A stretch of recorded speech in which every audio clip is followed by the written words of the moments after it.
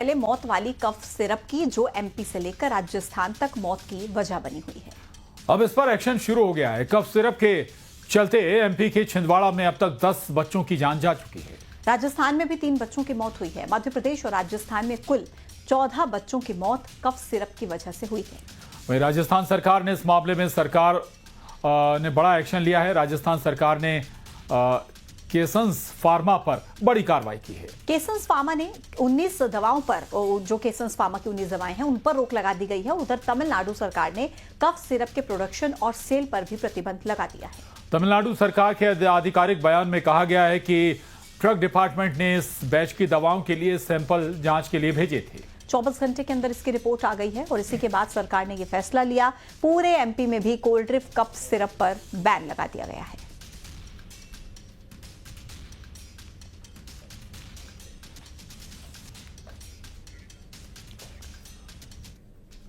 और मासूमों की मौत के बाद अब कफ सिरप को लेकर केंद्रीय स्वास्थ्य मंत्रालय भी अलर्ट मोड पर है। एमपी और राजस्थान में लगातार हुई मौत के बाद स्वास्थ्य विभाग की तरफ से एक एडवाइजरी जारी की गई है, जिसमें कफ सिरप के इस्तेमाल को लेकर जानकारी दी गई है। आपको बता दें कि कफ सिरप के बाद बच्चों की किडनी फेल हो गई है। ऐसा आरोप है कि कफ सिरप में गड़बड़ी से ही बच्चों की मौत हुई है। सवाल यह है कि आखिर दोषी कौन है, क्योंकि कफ सिरप को बैन कर दिया, लेकिन जो कंपनी उसको बना रही थी उस पर कोई कार्रवाई अभी तक नहीं की गई है। जिसके बाद कहा यह जा रहा है कि दवा के सैंपल फेल हो गए, लेकिन कैसे ये दवा पहले पास हो गई थी।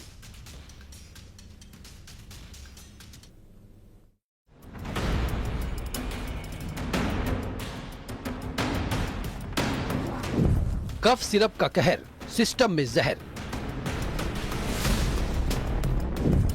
मौत की दवाई, आधी अधूरी कार्रवाई।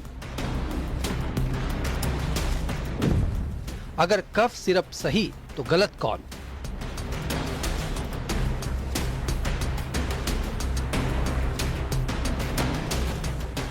सवाल तो यही है, आखिर दोषी कौन है? ये कैसे हो सकता है? कंपनी पास और दवा के सैंपल फेल। आखिर ये कैसा खेल है? खेल जो भी हो, लेकिन मासूम बच्चों की मौत का जिम्मेदार कौन है? एमपी से राजस्थान तक सिरप की वजह से कई बच्चों की मौत हो चुकी है। राजस्थान, एमपी और तमिलनाडु में कफ सिरप पर बड़ा एक्शन लिया गया है। एमपी में कोल्ड ड्रिप कफ सिरप की बिक्री पर बैन लगा दिया गया है। तमिलनाडु सिरप के उत्पादन और सेल पर बैन लगा चुका है। रिपोर्ट आने तक प्रतिबंध और बिक्री पर रोक लगेगी। राजस्थान में केसंस फार्मा पर बड़ी कार्रवाई हुई है। केसंस फार्मा की 19 दवाओं पर रोक लगा दी गई है। ड्रग डिपार्टमेंट ने सैंपल जांच के लिए भेजे थे। रिपोर्ट आने के बाद प्रदेश की सरकारों ने ये फैसला लिया है।